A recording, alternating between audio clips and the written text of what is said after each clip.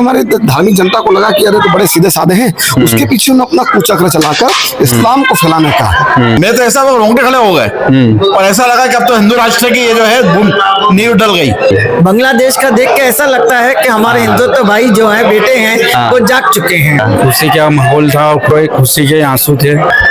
ये भोजशाला का निर्माण कब हुआ था और विध्वंस कैसे हुआ था, इसके बीच में का क्या मतलब रहा है, संघर्ष का क्या रहा है? 1034 बसंत पंचमी का लगभग दिवस था। आज 1000 वर्ष पूरे हो चुके हैं। ये एक बहुत बड़ा शिक्षा का केंद्र जहाँ करीब 1200 छात्र, 1000 टीचर, जिनको उस समय आचार्य कहा जाता था, और करीब ये 3 से 4 मंजिला और लगभग एक बड़ा इलाका, 4 दरवाजों के अंदर जो शहर बसा था राजा भोज ने, नालंदा यूनिवर्सिटी के समकक्ष या कह लो उससे बड़े, जहाँ कहीं राजा भोज ने कई ग्रंथों की रचना की। इतने बड़ी भोजशाला उस जमाने की आज की भाषा में यूनिवर्सिटी हुआ करती थी, जहाँ से विद्वान लोग निकल के पूरा भारतवर्ष में फैलकर सनातन का प्रचार करते थे। तो इसकी बड़ी अद्भुत रही है। कमाल मौला नाम के जो सूफी हुए हैं वो दरअसल खिलजी के जासूस हुआ करते थे। उस समय आपने जैसे कश्मीर को भी देखा है, कश्मीर के अंदर भी सूफीवाद चला था और उसी के जरिए उसने इस्लाम फैलाया था। तो कहीं ना कहीं मालवा को उन सूफी ने, क्योंकि धर्म उन्होंने देखा कि जहाँ ब्राह्मण तो होता है और जो हिंदू तो होता है वो उससे लड़के नहीं जीता जा सकता, उसको धर्म के नाम पर आप बदल सकते हैं। तो उन्होंने अपनी सूफीता के साथ उन्होंने बड़े प्रेम के दोहे गाए और बड़े सूफीवाद फैलाया, ताकि हमारे धार्मिक जनता को लगा कि अरे तो बड़े सीधे साधे हैं। उसके पीछे उन्होंने अपना कुचक्र चलाकर इस्लाम को फैलाने का और एक बड़ा काम किया। तो वो जो काल रहा वो इस्लाम की ओर लोगों को दिल जीतकर इस स्थान पर बैठ गए। और बैठने के बाद मालवा को इस्लामीकरण करने में और अपना कार्य किया और ये सारी चीजें उन्होंने खिलजी को पहुंचाई। फिर खिलजी ने भोजशाला पर आक्रमण किया, जहाँ कई ब्राह्मणों को उनके सिर कलम कर दिए गए और तलवार की नोक पर, जिन्हें हम आज इस्लाम के बड़े वो मानते हैं, उन लोगों को भी तलवार की नोक पर कन्वर्ट किया गया। जो आज भोजशाला का विरोध करते दिखाई दे जाते हैं तो भी सब कन्वर्टेड है ना। इसका इतिहास ज्यादा बताने समझाने की जरूरत नहीं, ये स्वतः ही सिद्ध है। खिलजी ने जब यहाँ पर इसका विध्वंस किया और इसको कब्जे में किया तो उन्होंने देखा कि खिलजी कोई धार को लूटने के लिए या भोजशाला को लूटने के लिए नहीं आया था। उसका उद्देश्य था खिलजी का कि यहाँ से जितने विद्वान निकलते हैं और वो विद्वान पूरे देश में जाकर हिंदुत्व या सनातन का प्रचार करते हैं, जिससे इस्लाम को फैलने में बड़ी दिक्कत हो रही थी। तो उन्होंने उस धार के नाम से भोजशाला की जड़ को काटने की कोशिश की। इससे उसने यहाँ विध्वंस किया, उन्होंने मूर्तियां लूटी, यज्ञशालाओं को, धार को, है ना, जहाँ भी चिन्ह थे आपको परिसर में दिखाई देते हैं, है ना, तो वो उसने विध्वंस किया। और कमाल मौलाना उसके अगवा रहे हैं। अजमेर में ही हुआ। आज अजमेर को उठा के देख लीजिए, वहां भी सूफीवाद चला, कश्मीर में सूफीवाद चला, धार में सूफीवाद चला, और जहां भी इस्लामीकरण तगड़ा हुआ वहां सूफीवाद चला। तो सूफीवाद के जरिए वो खबर देते, आक्रांत लूटते। इस तरह करीब 300 साल तक ये क्रम चलता रहा। इसको विध्वंस कई दिनों तक जलती रही भोजशाला। यहाँ के ग्रंथ टूटे, ग्रंथ जलाए गए, आचार्यों को मारा गया, छात्रों को मारा गया, और पूरे विध्वंस करने के बाद खिलजी ने अपना राज आया। लेकिन फिर भी उसके बाद अनवरत ये चलता रहा। इस बीच अंग्रेजों का शासन आया। लॉर्ड कर्जन ने जब माँ सरस्वती की महिमा सुनी तो मूर्ति को यहाँ से निकाल के इंग्लैंड ले गए। उसके बाद ये लड़ाई 35 साल, 40 साल से 90 साल और 250 साल के बीच में हिंदू जिस तरफ अयोध्या के लिए लड़ता रहा, भोजशाला के लिए मालवा लड़ता रहा। और आज माँ सरस्वती कोर्ट के जरिए, संविधान के जरिए, कॉन्स्टिट्यूशन के जरिए बड़ी शालीनता के साथ हिंदुओं ने, धारवासियों ने, जिलेवासियों ने, हिंदू ने, समग्र हिंदुओं ने तन मन धन लड़ते रहे और आज फिर अपने वैभव को लौटाई है भोजशाला। स्पष्ट फैसला आया है। आप यज्ञ कुंड देख रहे हैं। हाँ, दिखाओ उसको। यज्ञ कुंड सैकड़ों, हजारों आहुतियां इसमें डली है। इसमें थूका गया, इसको लूटा गया, विध्वंस किया गया, लेकिन सत्य को छुपा नहीं सकता। सत्य उभर कर सामने खड़ा है। हाँ, है ना। और आज परम वैभव को भोजशाला, इसे सब बधाई के पात्र हैं। अब देखो भोजशाला पुनः राजा भोज की वो ऋचाएं, वो ग्रंथ, है ना, उसका वैभव पुनः लौटेगा। अब जैसे है ना, ये आर्कियोलॉजिकल सर्वे के अंदर आता है, तो इसके ऊपर अब है ना बनाया जा सकता है जितना पहले था, कि नहीं बनाया जा सकता?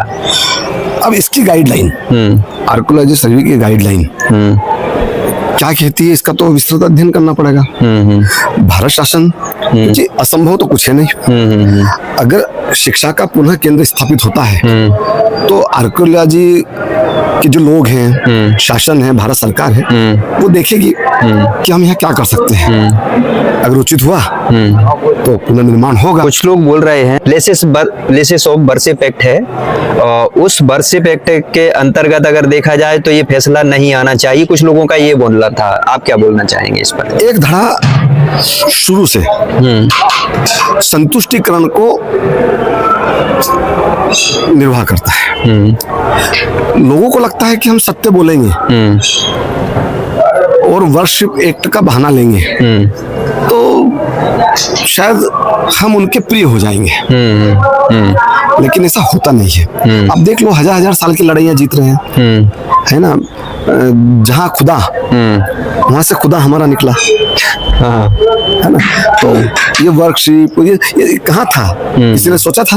आज से 300 साल बाद सनातन जागेगा। जिन लोगों ने उस समय हिंदुओं को नीचा दिखाने के लिए खुद की किताबें लिखी, बाबरनामा लिखा, है ना, उसमें लिखा है हमने इतने मंदिर तोड़े हैं, उनको थोड़ी पता था कि 400 साल, 500 साल, 600 साल बाद ये सब चीज गवाह बन जाएगी। अच्छा, कुछ लोग ये भी बोल रहे हैं कि जैसे है ना, अभी है ना, कोर्ट ने फैसला देते समय एक बात बोली है कि यहाँ पे अगर इन लोगों को कहीं दूसरी जगह जमीन दी जाए, यदि सरकार चाहे तो दे सकती है।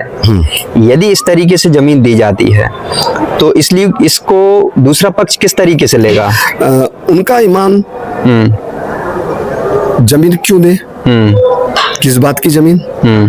आप कब्जा करो, 400-500 साल कब्जा करो, कब्जा हटाओ, उसकी जगह उनको जगह दो, तो ये तो कब्जा हुआ ना, ईमान। वो मुझे एक बात आज तक समझ में नहीं आई। इतना साफ सुथरा धर्म माना जाता है उनके अनुसार इस्लाम, तो फिर ईमान कहाँ चला गया? वो तो ब्याज तक खाना पसंद नहीं करते हैं, तो किस ऐसी जमीन को क्यों मांगेंगे वो, और क्यों दी जाए?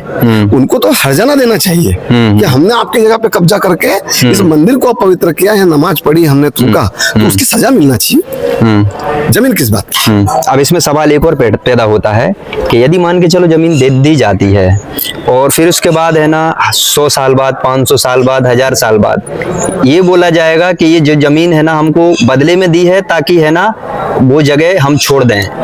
वो ऐसा भी नहीं करेंगे, जहां तक मैं सोचता हूँ।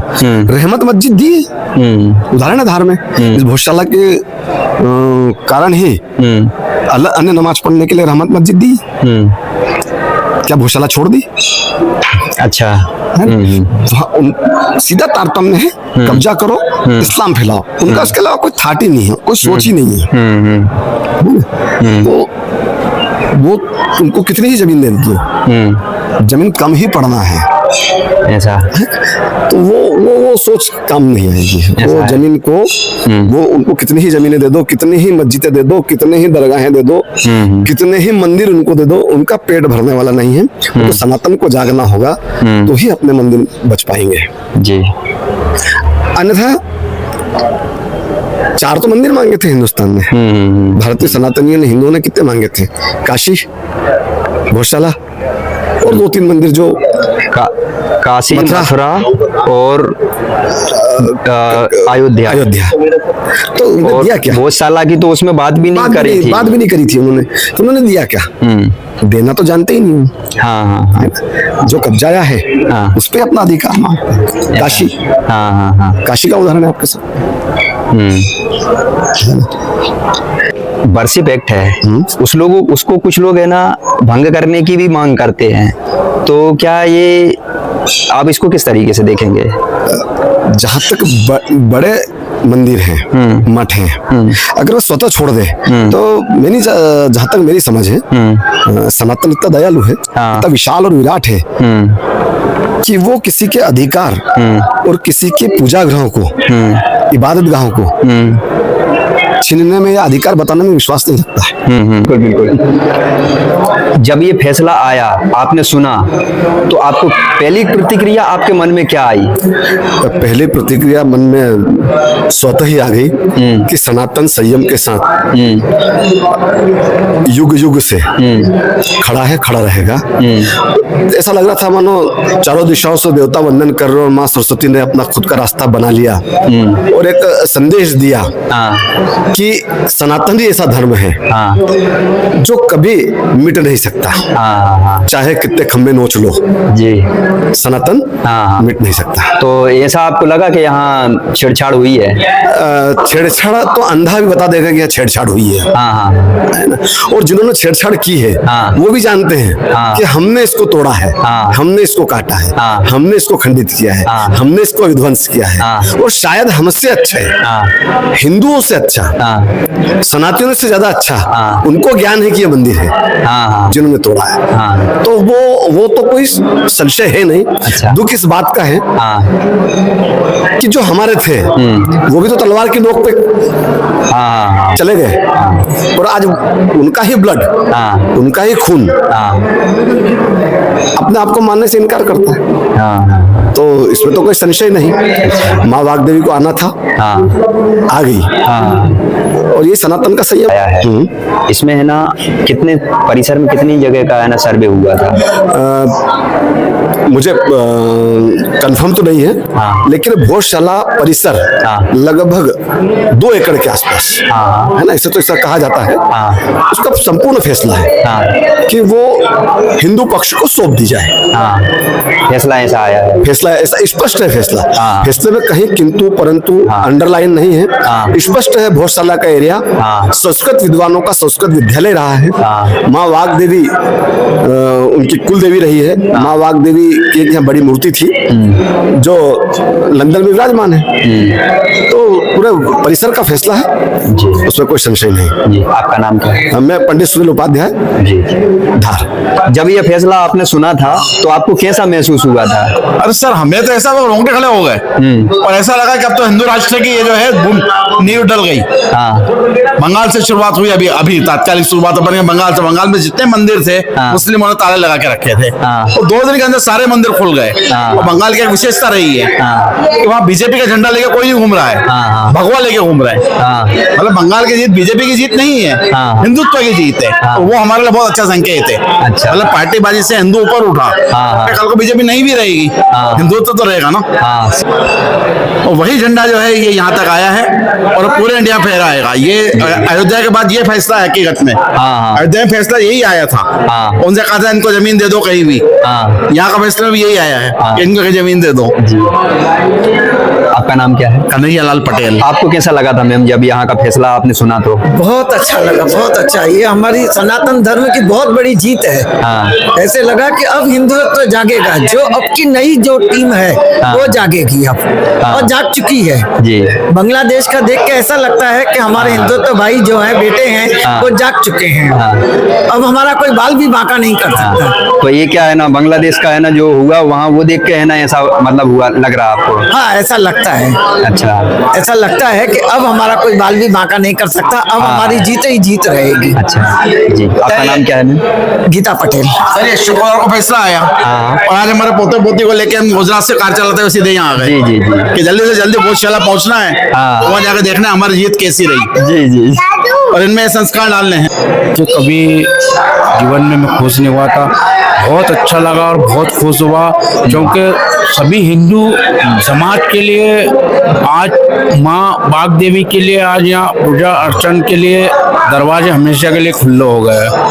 आज जो संघर्ष करा, इतने समय तक लड़ाई लड़ी अपन ने, उस संघर्ष का आज अपने को फल मिला है। आज हिंदू समाज को यहाँ बहुत सारा मंदिर में पूजा करने के लिए आज 24 घंटा चालू रहेगा। मैंने सुना है कुछ लोगों के आंखों में आंसू आ गए थे, तो ऐसा हुआ था क्या? हाँ हुआ ना, ऐसे 2-4 जने के आंख में आंसू आ गए हाँ और 1500 लोगों ने जेल भी गए। हाँ 3 शहीद भी हुए, हाँ 2003 में शहीद भी हुए और 1500 लोगों ने जेल भी काटी। यही नहीं, ये मीठा फैसला आने के बाद भावुकता या इस तरीके का माहौल ऐसा था क्या?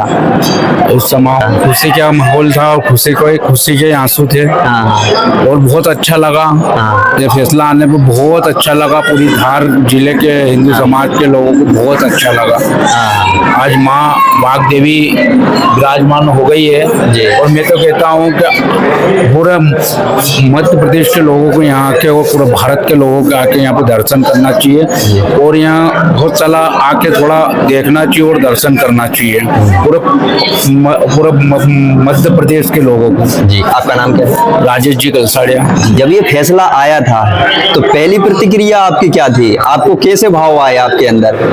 जैसे पूरे हिंदू समाज में प्रसन्नता के भाव आए, वैसे हमारे अंदर भी आए। हाँ, और यहाँ का माहौल कैसा था? यहाँ का माहौल बहुत अच्छा था, सबके मन में बहुत उत्साह था। हाँ ये बड़े समय बाद जो है अपनी माँ जो है, माँ का मंदिर जो है आज मुक्त हुआ।